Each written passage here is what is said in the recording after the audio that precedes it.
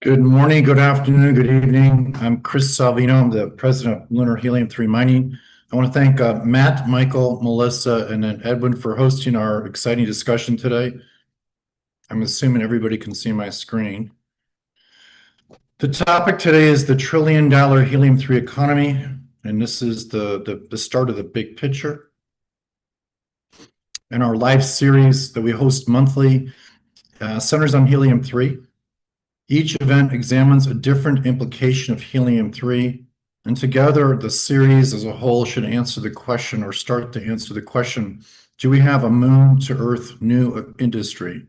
If you look at the bottom of the table, we've hosted a number of topics related to helium-3. If you'd like to take a look at those, they are taped for viewing on our website and I believe also on YouTube.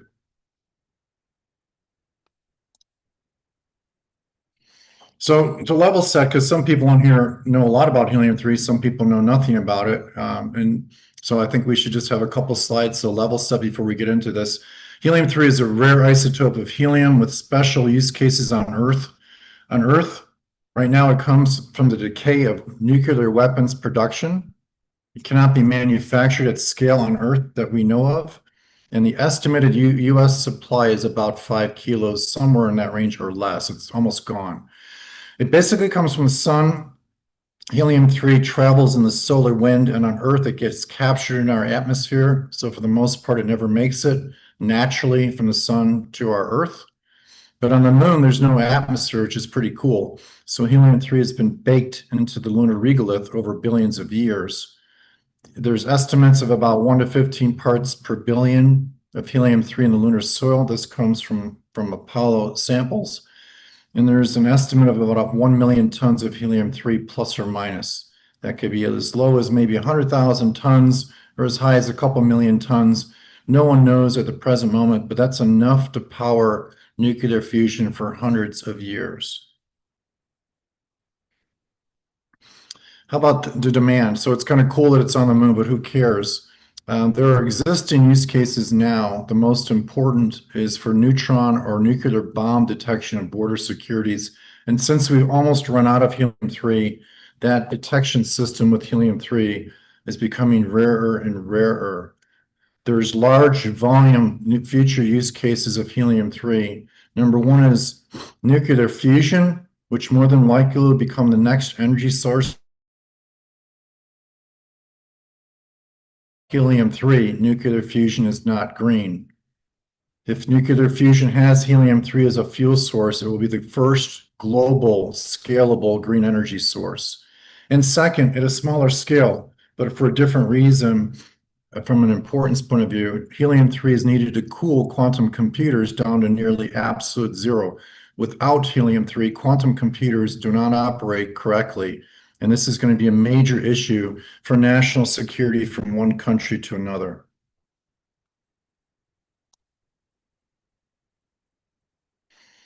So now we know it's up there. There's economic use cases, or there's use cases. The question is about, economically, because it's obviously very expensive to go to the moon. The current price of helium-3 is about $30,000 a gram or $30 billion per metric ton. That's actually more than tritium, which is the existing fuel source for fusion at the present moment. If you looked at it way down in the line into the future, if the whole globe used nuclear fusion across the globe and we switched to helium-3, the total addressable market is about 570 metric tons needed of helium-3 per year to power or fuel fusion across the globe. That's $17 trillion per year in gross revenue. Quantum, no one quite knows, but if you estimated about 10,000 quantum computers coming online in 2040 as a rough ballpark, you'd need about 4 metric tons of helium-3 to cool down quantum computing. So why start here? Well, for more than 60 years, the moon's been a cost center, starting with Apollo. The sustained activity from the United States and other countries is relied for the most part on government funding, not revenue. Helium-3 appears to be the only revenue source plausibly tied to large-scale demand on Earth as an actual business. So why are we hosting these conversations? Our sole focus in our company is on the extraction of lunar helium-3. There are other countries looking at the extraction of helium-3, including China and India and other companies also exploring these issues. Our personal questions expand space, energy, and economics. In this series, we designed to explore these questions more publicly than just internally as a company. So this month's topic is the trillion-dollar helium-3 economy. Just make some assumptions to make the discussion easier. We can make the assumption that lunar helium-3 can be technically mined. We will have other topics or other series on this topic. We've explored the legal aspects of this. So let's make the assumption there's no legal or political reasons not to do this. We've also looked at the public value propositions such as Artemis and why to go back to the moon. We'll be discussing that again in another respect in May. So our focus today really is going to be on the economic topics directly related to a private business or businesses in the pathway for mining helium-3 from the surface of the moon for Earth use cases. And with that, I'd like to turn it over to Edwin, our moderator, and our panelists.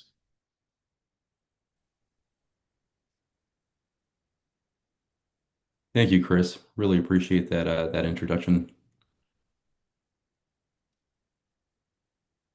Well, thank you all for coming. Thank you all, everybody in attendance. Michael, Melissa, and Matt, thank you for joining us and lending us your background, experience, and expertise in the lunar economy.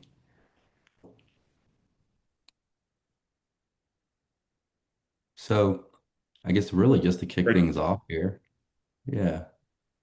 I'd like to start with Matt. So just kind of talking about basically some key assumptions driving the economic spread for the lunar economy. So in terms of today versus 2035, a 10 billion market or a 1 trillion market, what really distinguishes, what separates those numbers from realizing? Hmm. Great. Thanks, Edwin. And hey, everybody. It's great to join you all. And um, it's a good place to start, right? So, a couple of observations on that wide spread. And many of you who tuned in probably are well aware of the wide spread that people talk about for the potential value here. 2035 is less than a decade away, right? So if that's what we're thinking about, I think it's useful just to put that in our minds. And if you even just think about the Artemis cadence, hopefully Artemis 4 is putting people on the moon in 2028. I would be nervous about putting too much money on that particular timing. So we're probably talking about, 2035 feels very near term in terms of substantial activity on the lunar surface, including helium-3 mining. Will the lunar economy suddenly expand dramatically in that decade? I think the expectation has to be that it's going to take a little while to ramp this up. And so a decade out feels very short. And so on the sort of lower end of the estimates for lunar economy, 10 billion up to say 50 billion, something like that, doesn't seem unreasonable when you think about public sector spending and the commercial spending that might come in after that. So what could really ratchet that up? How could we get beyond something that feels like sort of a early stage project? Well, the other funny thing about a decade is that a decade ago, nobody was talking about AI data centers. And look at the literally hundreds of billions that are suddenly being poured into building them. And as an economist, when I think about what's changed in space, it's that we've brought market forces into space in a way that they haven't before, and markets have a tendency to come up with ideas you didn't have. And so I wonder, if you want to think about that far right tail, where the value of these markets could be orders of magnitude larger, you're looking for a real technological breakthrough as well as a business case idea that we haven't really explored, or the combination of the two that could take us into those areas. That's where I'll start. Thank you for that response. So basically, kind of following in line with that, in terms of buyer segments for Helium-3, basically those verticals of fusion, quantum cryo, medical imaging, and first to revenue. So, Michael, in basically in kind of like in your experience, uh, your uh, your uh, your background, what would that timeline look like? Which one of those segments is most likely to first produce revenue? Well, so Matthew is probably better qualified so I defer to him on a lot of the economics of that. But I will note that a lot of this depends on what the institutional framework is like for developing a lunar economy.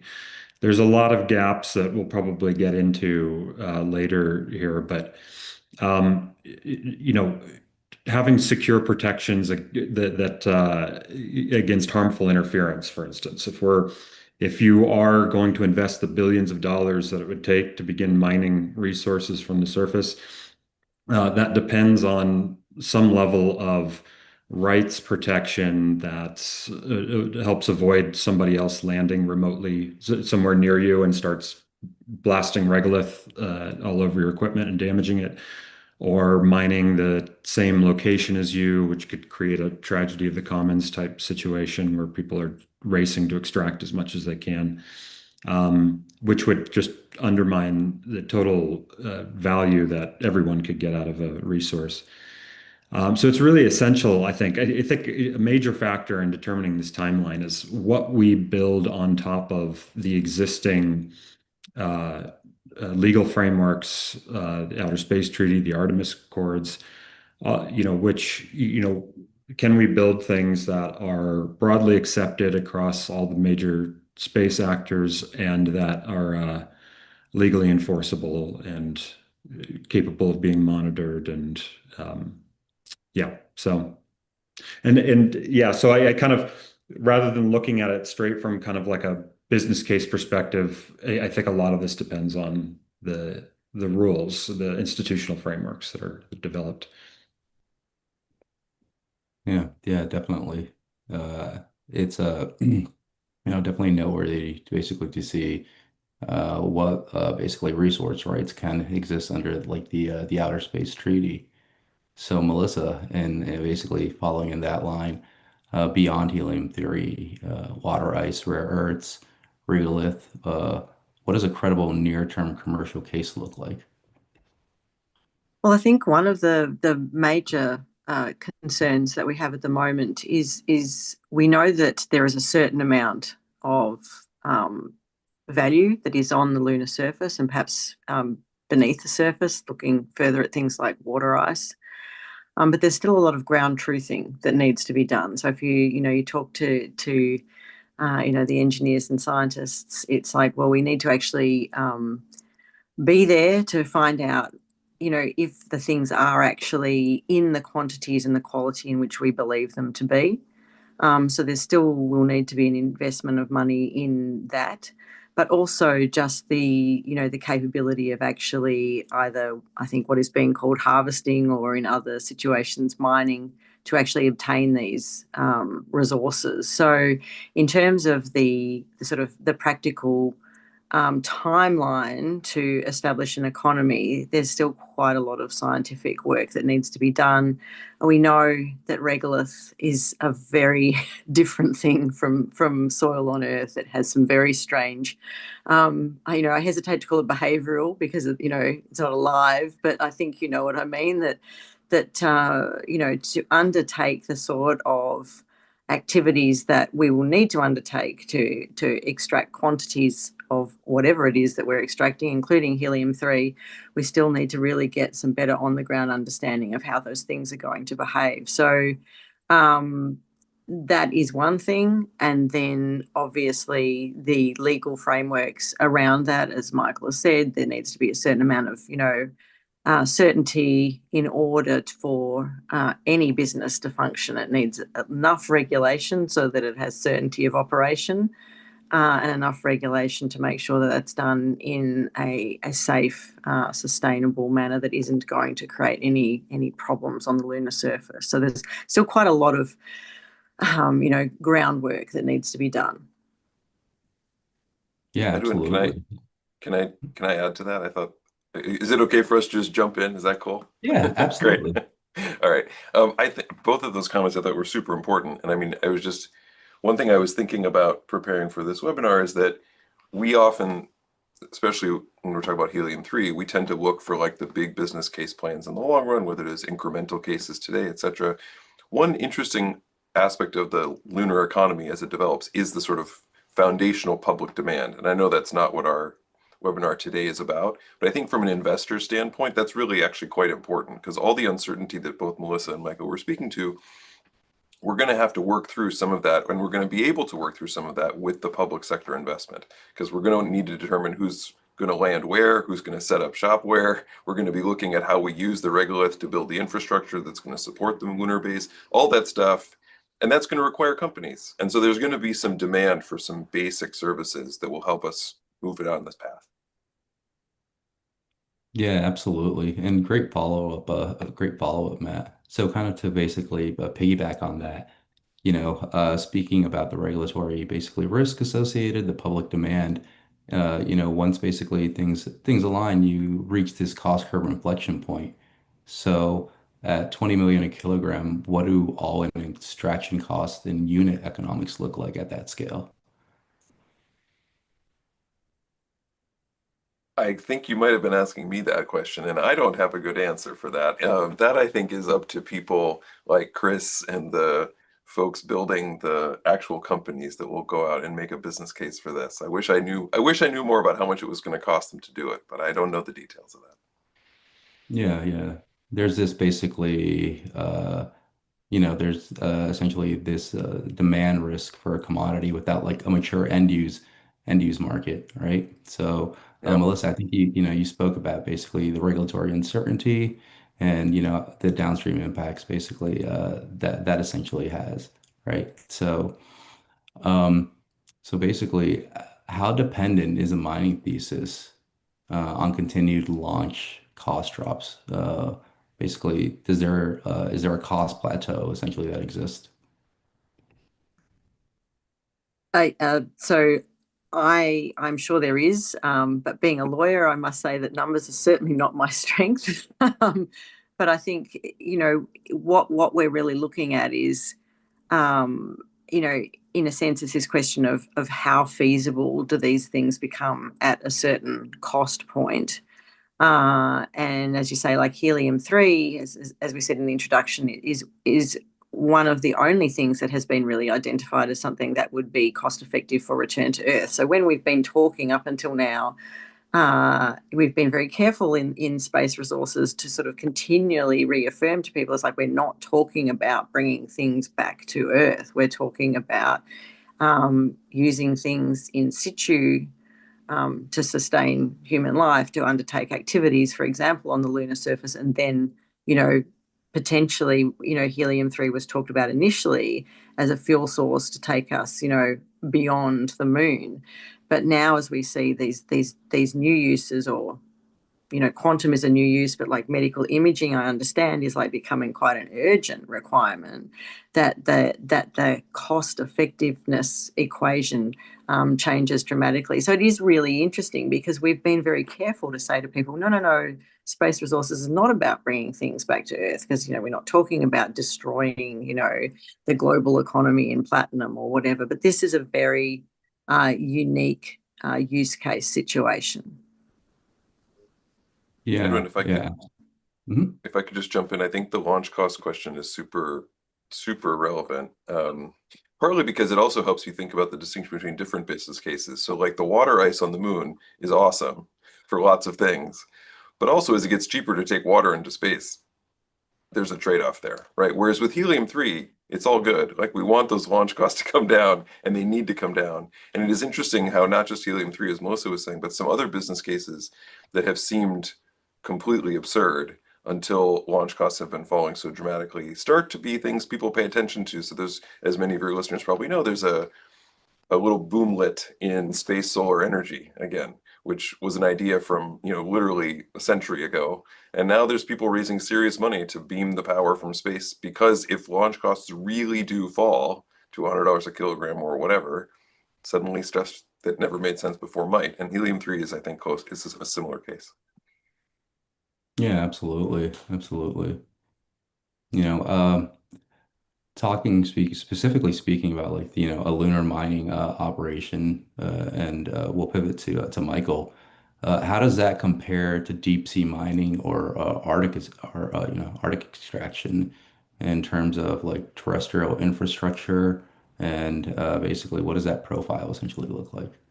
Yeah, I think this is a really great example of the impact that uh, institutional frameworks can have. And what I mean by that are like the rulemaking, the rules and the rulemaking bodies. And so with Antarctica and the deep sea mining are governed under a treaty and treaty uh, in a treaty that is heavily focused on protecting the natural environment for very good reasons. So don't get me wrong. Um, uh, because both Antarctica has is very important function in the natural world, and the deep seabed has really complex and unknown, understudied ecosystems there. Um,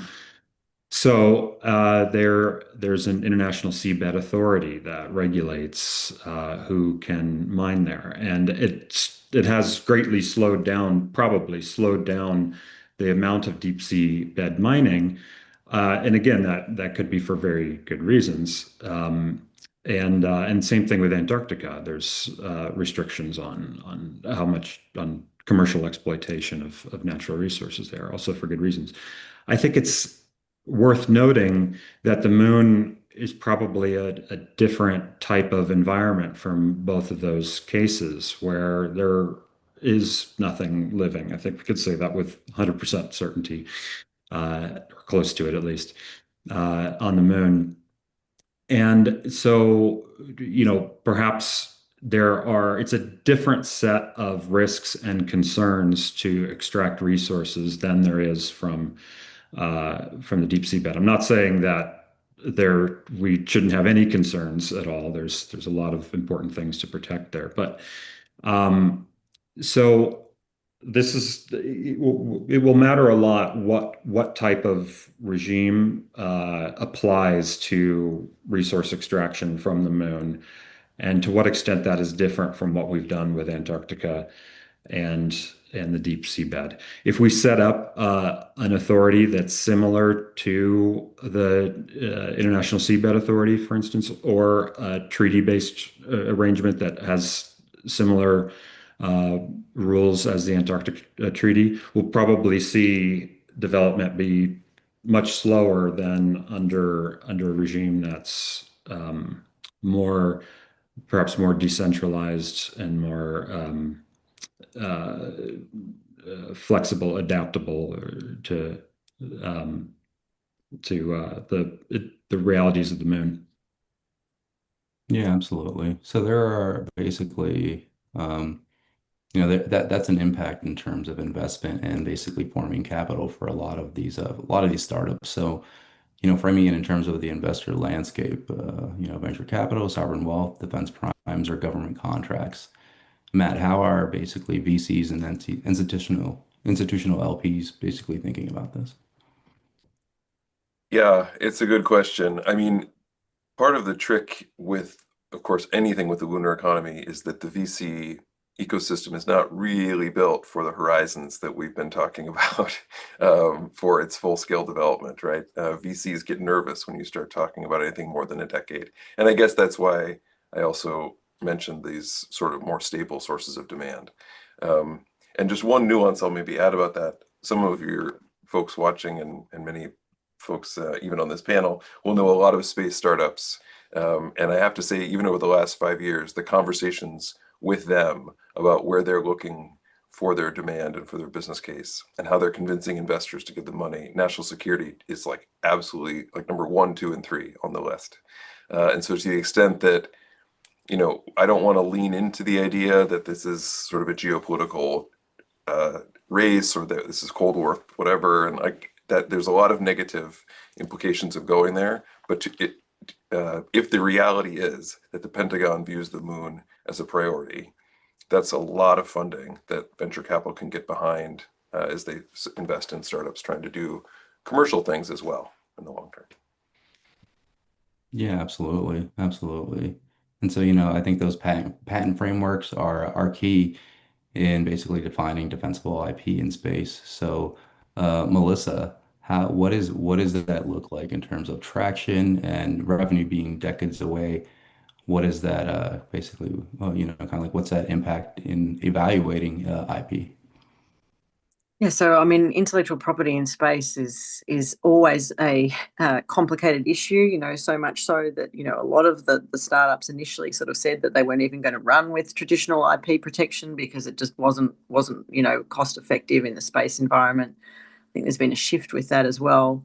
But this is, and I know we're not talking about law today, but it's very hard to escape talking about things like the extraterritorial application of laws, because it is important in this environment. So we have obviously the international law that sort of governs the use of outer space, but then under the Outer Space Treaty, it's up to states under Article 6 to authorize and continually supervise the activities of their nationals. So within that, then you're looking at different domestic law frameworks. So there's 6 and increasing states that now have space mining or space resources law.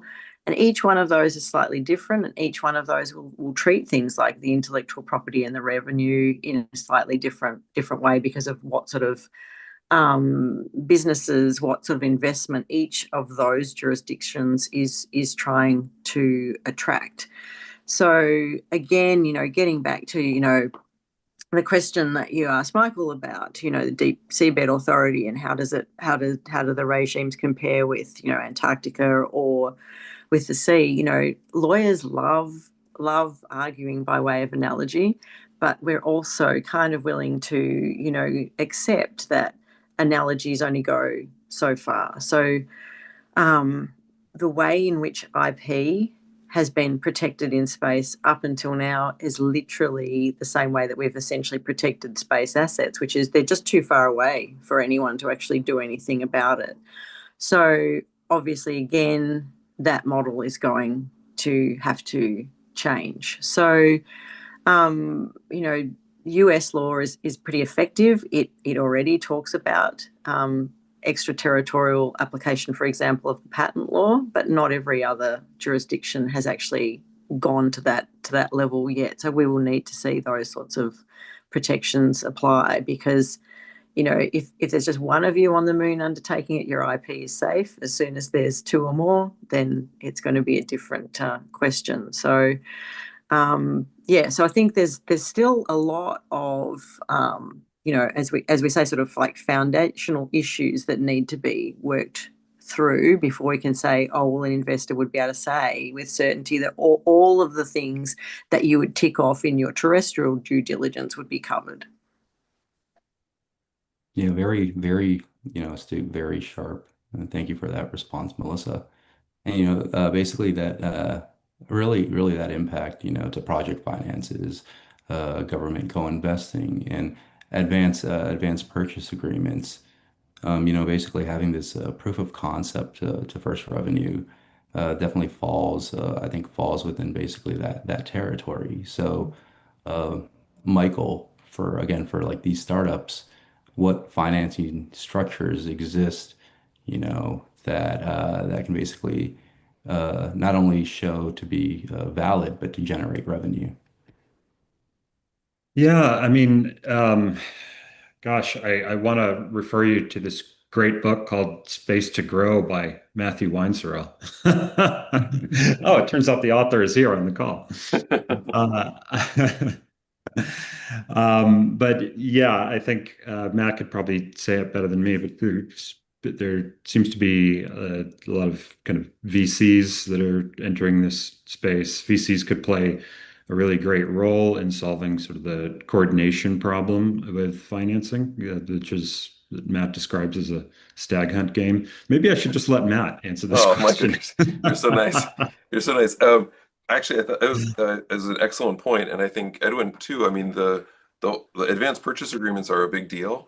What the financial markets are very creative, right? If there's value to be funded, they will find ways to get money to the ideas. And The SPAC boom and bust is a really interesting case study in all of that. There's a lot of bad feelings about the SPAC boom and bust of the early 2020s, but on the other hand, it did get a pile of cash to a lot of companies trying to get through a very difficult technological valley of death. And so I tend to think that if there's a good idea at the core, we can help. We can get the money to it, and whether that's because the government does some seeding, which then helps the venture capitalists get more comfortable, whether it's the coordination that the venture capitalists can do across different parts of the value chain, like Michael was talking to. I think all of those are really important. The only other quick observation I'll share is that I think we should welcome a variety of strategies for this. So I was on a panel the other day at a different space conference, and next to me I had the CEO of Varda, which many of you know is doing sort of pharma manufacturing and their little capsules that go into low Earth orbit. And then I had the CEO of Astroforge, which is really trying to go do asteroid mining. And they have completely different strategies for raising money. So Varda is, we are making money right now. We're doing something you are completely familiar with. We just happen to be doing it in microgravity. So this is not that big of a risk. Like, just give us some money, it's going to be great. And eventually it'll be a really big business. Astroforge is like, all we are doing is going to mine asteroids to bring stuff back here. It's going to take us a long time. It's going to be really expensive, but it's an enormous market if we get there. So those are completely different narratives to the venture industry, and both of them have raised capital to go do it. And so I think that's great. Let 1,000 flowers bloom. The venture capitalists will figure it out, and hopefully the good ideas will get funded.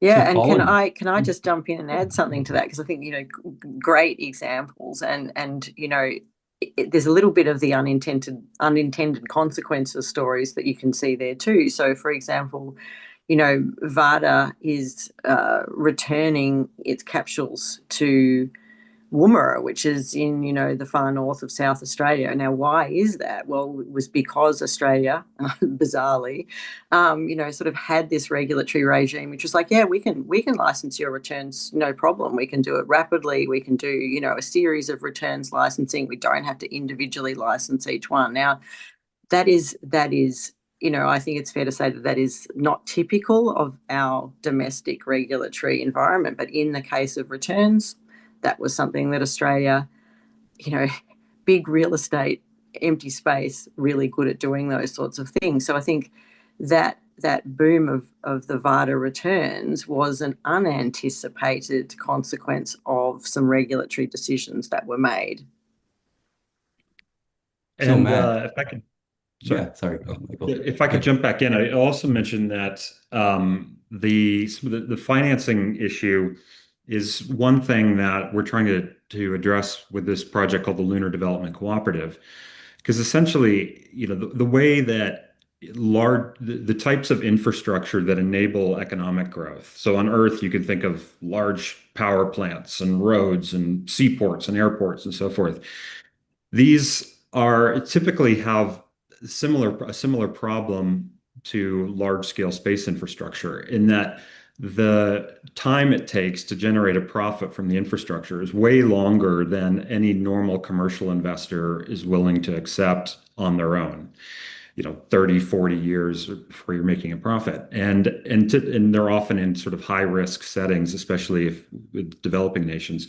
But on Earth, we've developed kind of a host of structures for addressing this. Like we have development finance institutions like the World Bank that are able to take on a lot more investment risk and in projects that have a much longer return horizon timeline. And nations will do this too. So governments will issue loans or loan guarantees or sometimes buy partial equity in a project in order to lower the commercial risk for infrastructure investors and mobilize a lot more capital. So the LDC is basically an attempt to do that. It's sort of modeled after a development finance institution where we would be combining infrastructure investments from sovereign wealth funds, national pension funds, other kind of development finance institutions, which could buy up to 49% of the equity in the LDC. And that should mobilize a lot more private sector infrastructure investment. And once we've got that large pool of financing available, we can then be making investments, awarding contracts to uh, space companies of all different sizes in order to provide uh, uh, the infrastructure, space traffic management systems, or powers, or power plants, and landing pads, and so forth on the moon. Yeah, absolutely. So I think as we see basically, at the national scale, capital forming and capital being allocated to further define these segments. Matt, in terms of portfolio allocation, right? Is this a 20-year venture bet? What framing resonates with the partners? Is this something that's national security and energy transition thesis, or is there a defense adjacency? The helium-3 in particular, you mean, not just the lunar economy broadly, but H3. Yeah.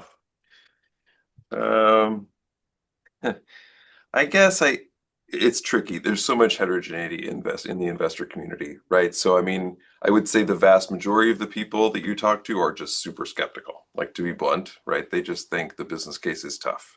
But that's okay because there's a group of folks who are willing to see, something a little less probable. I don't know how many of you know the whole story of NVIDIA and Jensen Huang and like how he really was like out in the wilderness in many ways with these investments that he was making early in the early days. And it turned out, of course, to be this unbelievably far-sighted vision of where we were headed. And I don't know if Helium-3 is going to turn into the next NVIDIA. Let's hope. But suffice it to say, there are these big upside opportunities if the right things fall into place over time.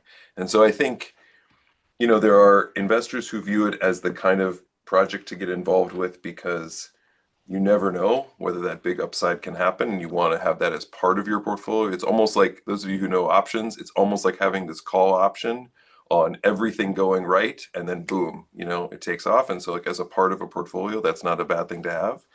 And then I think there are others who view it as a strategic investment in relationships with companies who are going to be working with the national security sector, with smart people who are trying to do tough things, and maybe technologies will develop that will be useful terrestrially or in other ways, especially given that sort of stable foundation of demand that we've talked about. Yeah. Great response. So, in terms of basically seeing like this industrial ecosystem build, uh, Michael, what could you tell us about that supply chain forming? For an industrial ecosystem. Yeah. Yeah, I think that so we could, if we're looking at like commodities, helium-3, water, and so forth. You've got the products that are valuable for export back to Earth, export from the lunar perspective back to Earth, like helium-3 and perhaps various rare earths. And then we've got a much kind of a whole lot of resources that will be useful for use in space. And so they depend on buyers needing those products, those commodities in space. And that could be perhaps space solar power for beaming power. And so building large photovoltaic arrays in low Earth orbit. And also, of course, building habitats and facilities and so forth on the lunar surface, using water for rocket fuel, of course. Yeah, so it's sort of I think some of these potential use cases like helium-3. Oh, also data centers in space and on the moon. These are all kind of products that have a market back on Earth.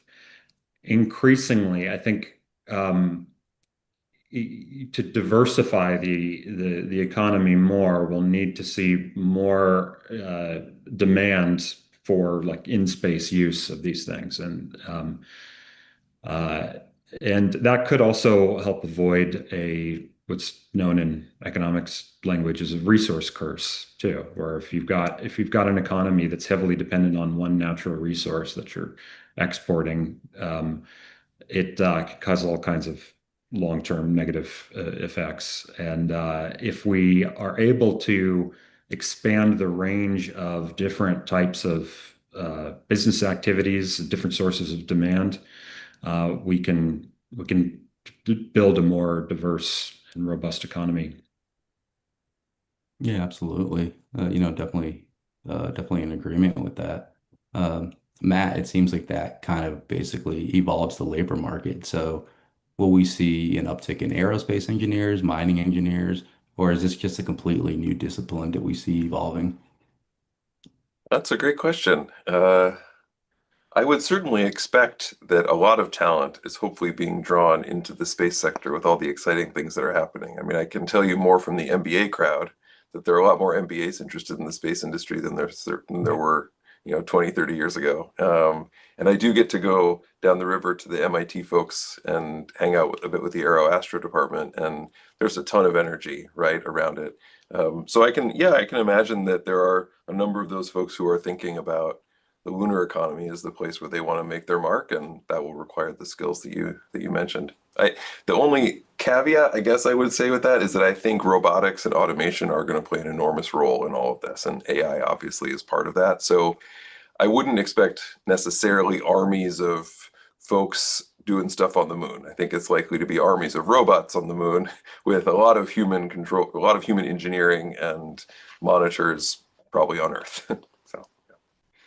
Yeah, Yeah, can I nice. jump in there on that point? Yeah, Because we yeah. spend a lot of time in our center, because we are focused on, human uses of outer space and thinking about, how much robotic work will need to be done and how much robotic work is possible in the context again of, regolith activity and lunar night and all of those sorts of things that are impediments to robotic operation. We've got to solve those things. We've got to solve power source things. But I mean, in terms of the lunar economy and how that might develop, I think that is something certainly, robotics is going to be huge. Automation is going to be huge. One thing that would be really interesting to consider then is how much human activity is there going to be on the moon? And I think we've seen this, tremendously exciting achievement with Artemis 2 over the last couple of weeks that had, the whole world, just so engrossed in what was happening with those 4 humans. And so it is interesting to see when we do have humans back in space, how much engagement there is with that. So again, there may well be a place for, human settlement on the moon for, scientific and research purposes, and all, again, the infrastructure that would be needed to support them in the same way that we've had that very long-term presence on the International Space Station. So I think robotics absolutely essential, but I wouldn't discount the fact that there's probably going to be significant interest in having humans there as well for scientific purposes and to explore all the things that robots can't do.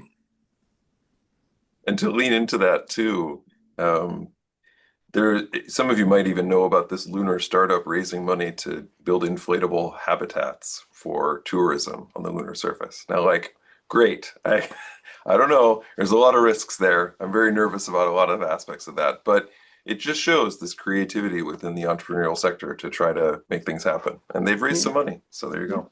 Yeah, and so that we talk about now, like needing to not only develop, the skill sets in engineering, science, etc., but also to have people who would be what we call like space tradies, for very Australian term tradies, but to have those skills that will be required also to operate, to support, to build, to service those sorts of things too. So we do have a broad range of skill sets that we need to develop. Yeah, absolutely. And it seems like there's opportunity there for basically like international agreements for workforce governance, and it'll be interesting to see how basically these evolve throughout jurisdictions. Um, Michael, you touched on this earlier, basically this Earth-based infrastructure. What really needs to evolve for this to be sustainable, like tracking, mission control, processing, logistics itself, or is there basically, like a hybrid model? Yeah, I think that one real need is better information on lunar resources and terrain. Um, we, can get kind of a little bit of information from these sort of orbital missions, orbital survey missions. But I think from the lunar data scientists I've talked to, that like what we really need are more prospecting missions, that gather ground truth data from different areas. It's why projects like Viper are very important, and we need a lot more of them. So I think a key piece of infrastructure, if you can call it that, would be a lunar resource database where we really build out a much more comprehensive picture on what resources are where and how difficult it is to extract them and what the various risks are. That would be huge. It's sort of comparable to the U.S. Geological Survey in the 19th century, where there's a massive project to just sort of study the land in the American West, and that added a tremendous amount of value to the economy in the long run. So that's something that's needed.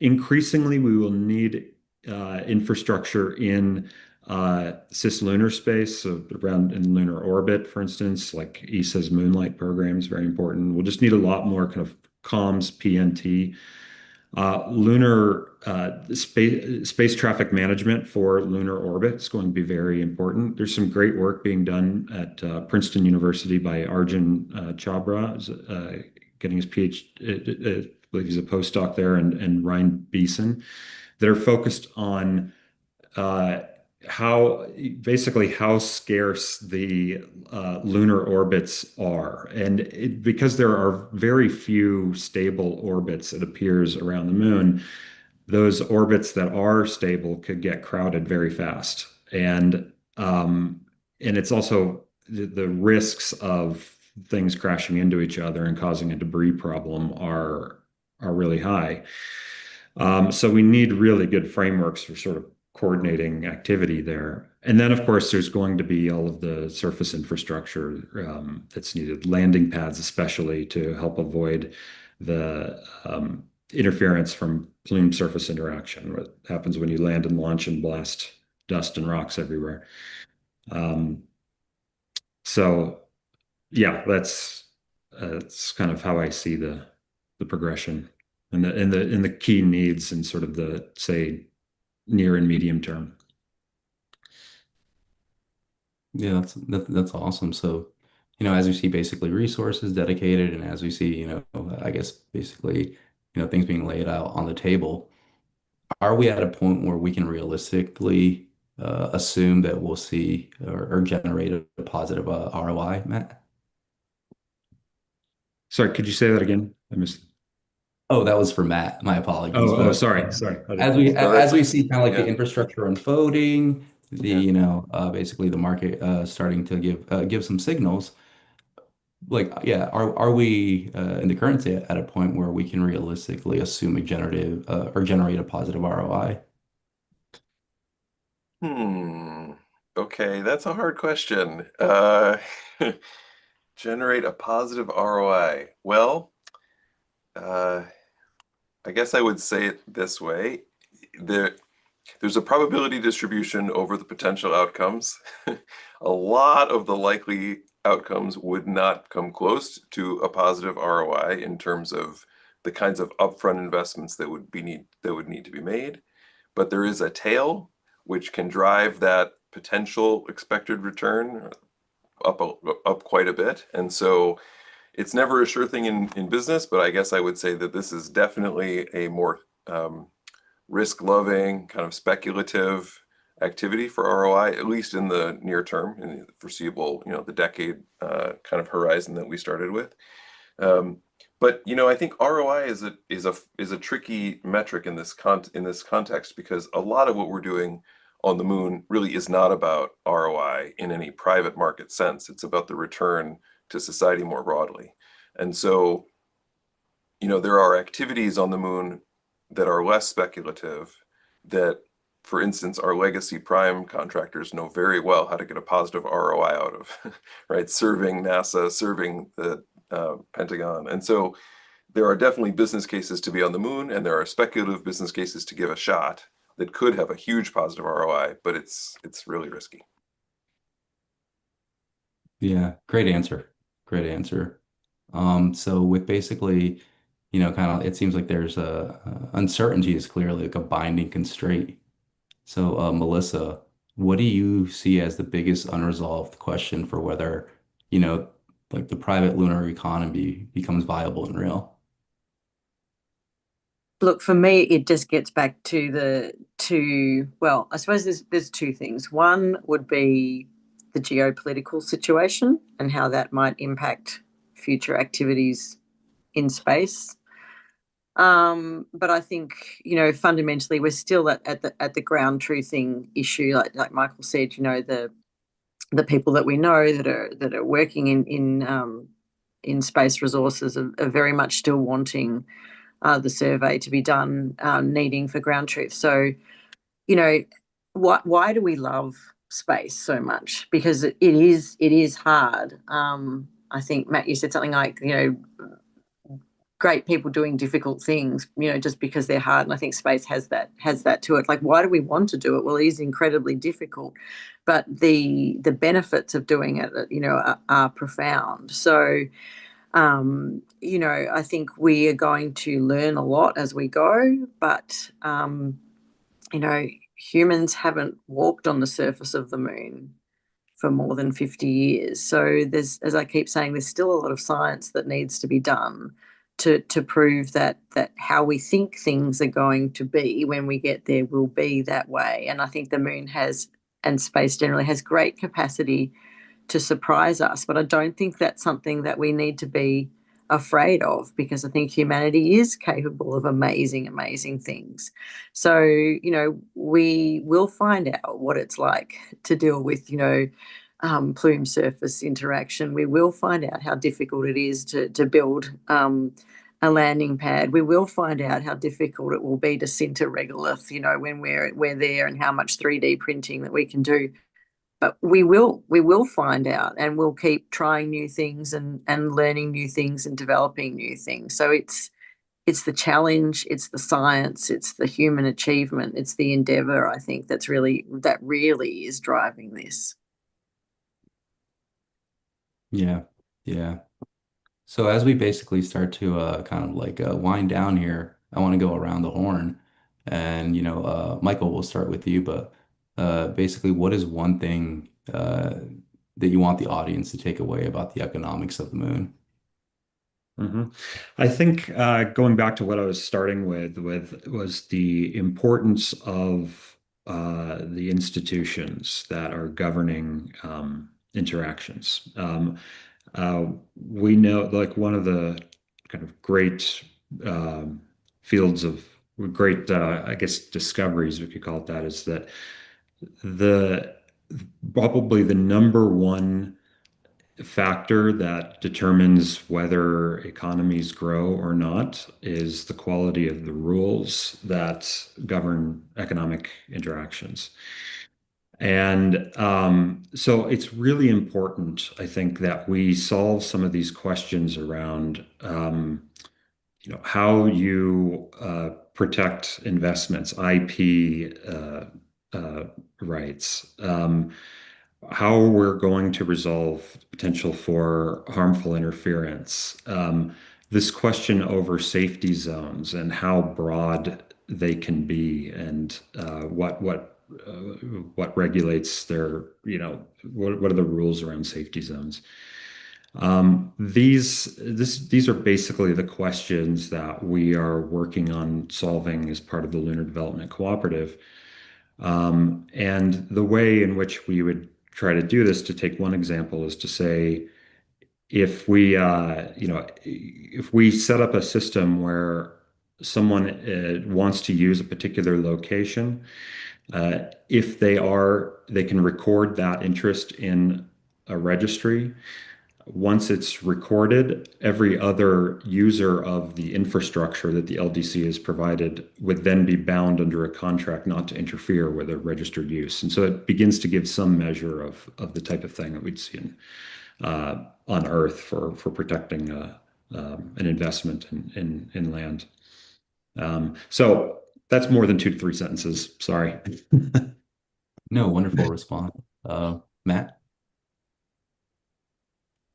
Sure. So I saw a couple of the Q&A posts that were just awesome in big think questions, right? Like, are we going to be trading with moonlings? Are we going to need a new currency to do that? Like, how is this all going to play out? I love it. I love it. And I wanted to end on the note that, we've talked a lot about the riskiness and I talked a lot about the speculativeness of all this. And I think that's all true, but I love what Melissa was saying about how inspiring this can be as well. And there's an idea in economics, goes way, way back several centuries, of what's called gentle or sweet commerce. And this idea that one of the beauties of having a more commercial space sector and pursuing things like lunar helium mining is that even if we disagree on a lot of things, we can create value together through the private sector and through commerce. And the more that we can create a lot of value in the lunar economy and more broadly in space,